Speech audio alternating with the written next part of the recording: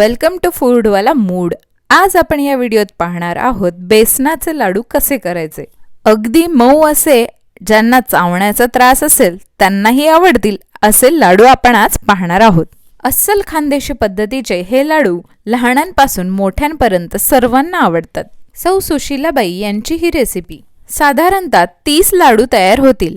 यासाठी आपण 1.5 किलो चण्याची डाळ घ्यायची आहे।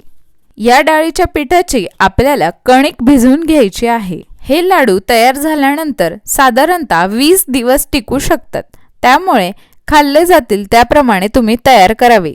लाडू ठेवताना हवा बंद डब्यात ठेवू नये, अदनमधन त्या डब्याला उघडं करून ठेवावं।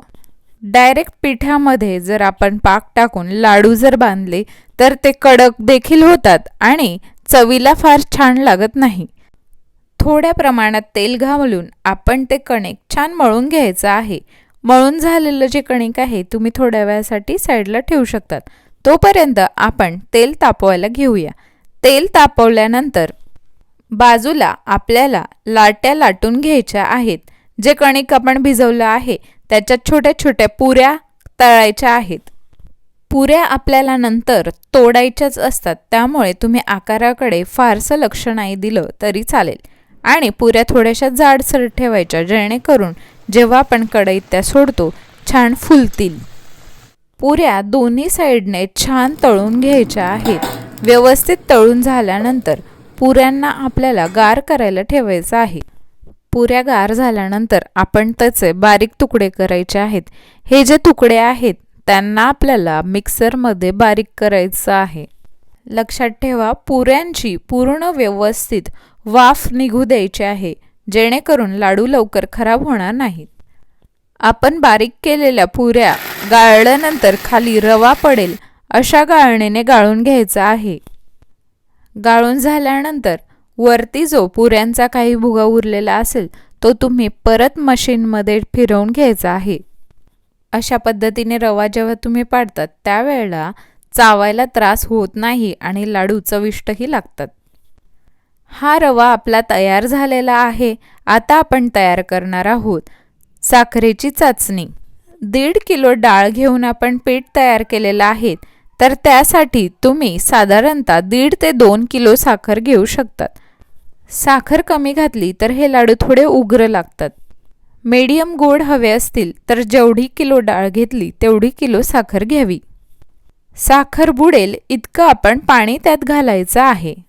साखर चांगली विरघळू द्यायची आहे। त्यानंतर साखर तयार झालेली आहे का पाकासाठी हे पाहण्यासाठी आपण त्याची चाचणी करायची। ज्या वेळेला साखर उकळून आली, पूर्णपणे विरघळली, त्यावेळेला आपण एका ताटलीत पाणी घ्यायचं आहे आणि पाण्यामध्ये थोडा तो पाक टाकायचा आहे।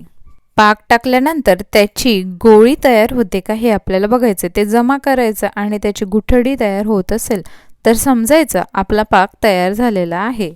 आणि जर त्याची गोळी तयार होत नसेल तर समजायचं की अजून व्हायचा बाकी आहे। तयार झालेली गरम चाचणी आपल्याला रव्यामध्ये ओतायची आहे। पाक आणि रवा आपल्याला व्यवस्थित एकत्र करायचा आहे। एकत्र केल्यानंतर त्याला थंड होऊ द्यायचा आहे। हळूहळू हा रवा मोकळा व्हायला लागतो। आता आपण थोडी विलायची घ्यायची आहे, त्याचं साल काढून त्याला कुटून घ्यायचं आहे। आता आपण थोडं तेल तापवून घ्यायचं आहे आणि त्यात ती विलायची घालायची आहे। तापलेलं तेल विलायची सकट आपण गार झालेल्या त्या रव्यात घालायचं आहे आणि व्यवस्थित एकत्र करायचं। विलायची तुम्ही साखरेच्या पाकात सुद्धा घालू शकतात। तेल जे आपण टाकलं त्याच्या अगोदर तो रवा आपण 3 ते 4 तास तसाच पडून देऊ शकतो। 4-5 तासानंतर हे तेल टाकून आपण तेल टाकल्यानंतर लगेचच लाडू बांधायला सुरुवात करायचं आहे। लाडूंना थोडा वेळ बाहेरच हवेत राहू द्यायचा आहे। त्यानंतर तुम्ही 2 ते 3 तासात लाडू डब्यात भरू शकतात। लक्षात ठेवा, डब्यात जे लाडू तुम्ही भरून ठेवतात त्यांना हवा लागेल याची काळजी घ्यावी। 1 ते 2 दिवसात थोडा वेळ डब्याचं झाकण उघडं करून ठेवायचं आहे। तर हे होते खानदेश स्पेशल बेसनाचे लाडू। तुम्हाला अशा कुठल्या पदार्थाची रेसिपी हवी आहे हे मला कमेंट करून नक्की सांगा। अशाच काही रेसिपींसाठी चॅनलला सबस्क्राईब करा आणि आपल्या ऑदर चॅनलला देखील सबस्क्राईब करा. खात रहा आणि खाऊ घालत रहा. थँक्यू.